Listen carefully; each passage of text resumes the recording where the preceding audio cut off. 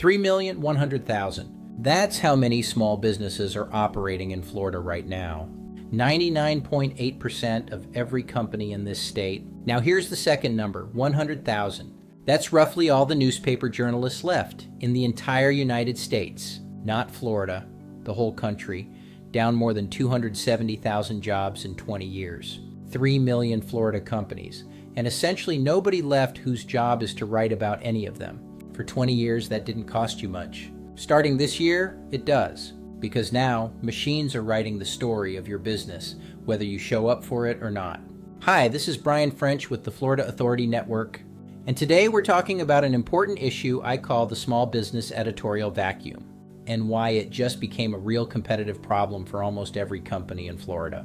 Let me give you the picture in 3 quick facts, all from Northwestern University's ongoing State of Local News research. Since 2005, America has lost about 3,500 newspapers. That's 4 out of every 10 local papers in the country.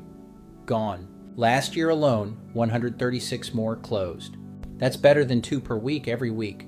Here in Florida, we watched it happen. The Tampa Tribune, a 100-year-old daily, closed in 2016. The Miami Herald's parent company went through bankruptcy. Newsroom after newsroom, cut after cut. And here's what nobody says out loud. The coverage that disappeared first wasn't politics or crime. It was business coverage of ordinary companies. The 40-person contractor, the 3-office law firm, and the local family HVAC company. If that's you, when was the last time anyone professionally wrote a single accurate paragraph about your business? For most Florida companies, the honest answer is never. So why does this suddenly matter? One phrase, the answer layer.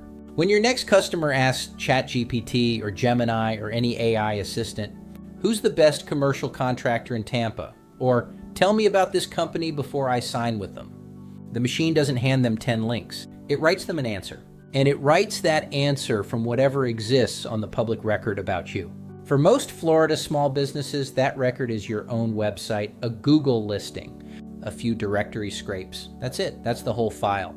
I spent my career in banking, Merrill Lynch, SunTrust, and here's the best way I know to say this. AI search just gave every business in America a credit file made of text, and most Florida companies have no FICO score, and in lending, no file doesn't get treated as neutral. It gets treated as unknowable, and unknowable price is worse. Meanwhile, the competitor with a real public record, coverage, analysis, a documented story, wins the machine-written comparison every single time it's asked. So what do you do about it? 3 things. The first one's free, and you can do it tonight. Number 1, audit your own business. Ask the AI assistants what they know about your company. Read it like a banker reading your file. That 5 minutes will show you the vacuum from the inside. 2, build the record deliberately. Real, factual, third-party, published material about your business is now an asset. The way a website was an asset in 2005, the companies building their file early are going to compound that lead for years. 3, whoever you work with, us included, demand disclosure.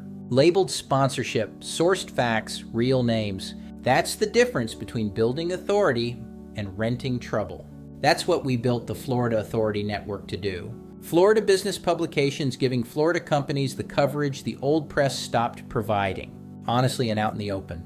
The old business press isn't coming back for Florida's 3 million companies. But your story still gets written. The only question is whether you're in the room when it happens. This is Brian French with the Florida Authority Network. For more interesting Florida business topics, subscribe, like, and share. I'll see you on the next one.